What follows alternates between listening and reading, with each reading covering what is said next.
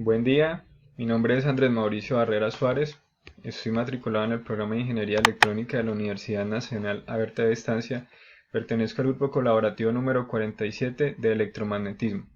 Por medio de este video voy a sustentar el ejercicio número 5 de la tarea 1, Fundamentos de campos electrostáticos.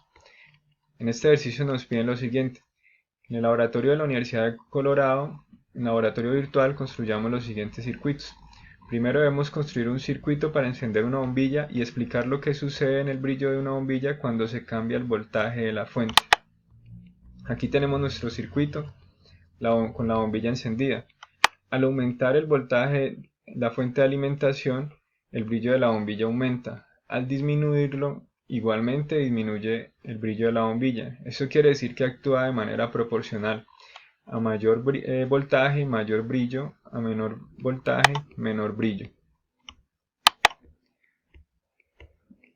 En el numeral 2 nos pide construir un circuito para encender dos bombillas.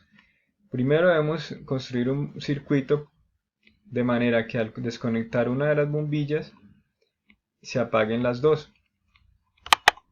Para hacer esto lo hacemos con un circuito en serie. En un circuito en serie, cuando interrumpimos el paso de la corriente en cualquier parte del circuito, se interrumpe el paso en todo el circuito. Por ejemplo, si yo apago aquí, se interrumpe el flujo de los electrones.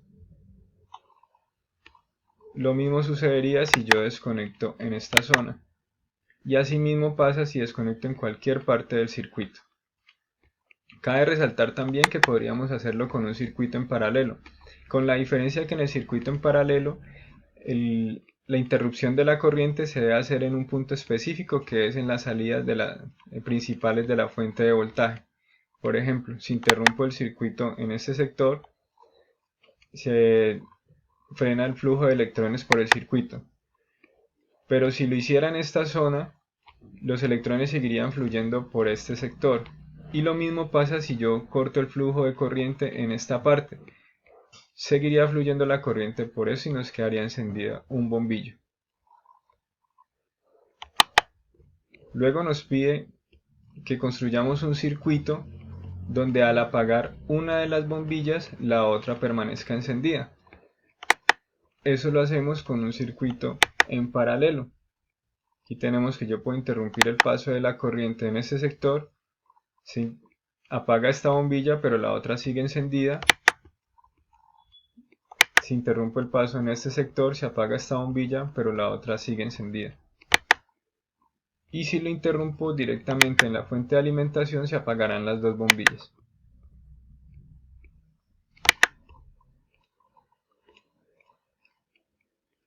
En la última parte nos piden diseñar un circuito con dos resistencias conectadas en serie y otro circuito con dos resistencias conectadas en paralelo.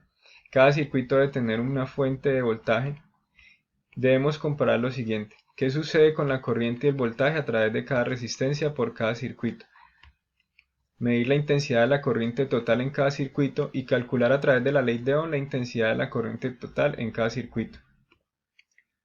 Estos resultados los debemos comparar, la parte matemática con la parte gráfica que nos ofrece el laboratorio. Vamos a utilizar una fuente de voltaje 50 voltios y dos resistencias, una de 30 ohmios y una de 50 ohmios. En un circuito en serie, el valor de la resistencia se suma. Al sumarlo nos da la resistencia total. Reemplazamos en la fórmula de la ley de Ohm, donde nos dice que la intensidad de la corriente es igual al voltaje sobre la resistencia. Entonces tenemos que un voltaje de 50 ohmios sobre una resistencia de 80 ohmios nos da 0.62 amperios. Ahorita vamos a corroborar esta información en el laboratorio. Aquí tenemos nuestros dos circuitos, este conectado en serie, tenemos el otro conectado en paralelo. Vamos a medir el flujo de la corriente, la intensidad de la corriente.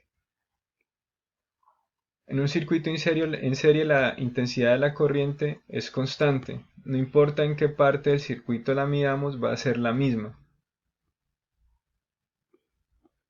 El voltaje en cambio sí nos varía. El voltaje principal es de 50 voltios. Allí lo podemos evidenciar. Pero si yo mido en esta parte entre los dos extremos de la resistencia vamos a tener un voltaje de 31.25 voltios, la resistencia de 50 ohmios, y si lo mido en la resistencia de 30 ohmios, vamos a tener un voltaje de 18.75. Lo que podemos evidenciar es que al sumar estos dos voltajes, igual nos va a dar el voltaje total. En un circuito en paralelo se hace de manera diferente. Tenemos un voltaje de 50 voltios, decimos que la resistencia total es 1 sobre R igual a 1 sobre 30 más 1 sobre 50, que es igual a 75 sobre 4, igual a 18.75 ohms. Reemplazamos este valor en nuestra fórmula de la ley de Ohm. Decimos que 50 sobre 18.75 es igual a 8 sobre 3, que es igual a 2,67 amperios. Vamos a corroborar esta información en nuestro laboratorio virtual. Efectivamente, la intensidad total es de 2,67 amperios, en la resistencia de 50 ohmios es de 1 amperio y en la resistencia de 30 ohmios es de 1,67. Y al sumar estas dos nos da 2,67. El voltaje en un circuito en paralelo, en cambio, es constante. No importa en qué parte del circuito yo mida, siempre nos va a dar 50 voltios, sea en la resistencia de 30 ohmios o en la resistencia de 50 ohmios, o igual si lo mido en la fuente de alimentación. Muchísimas gracias.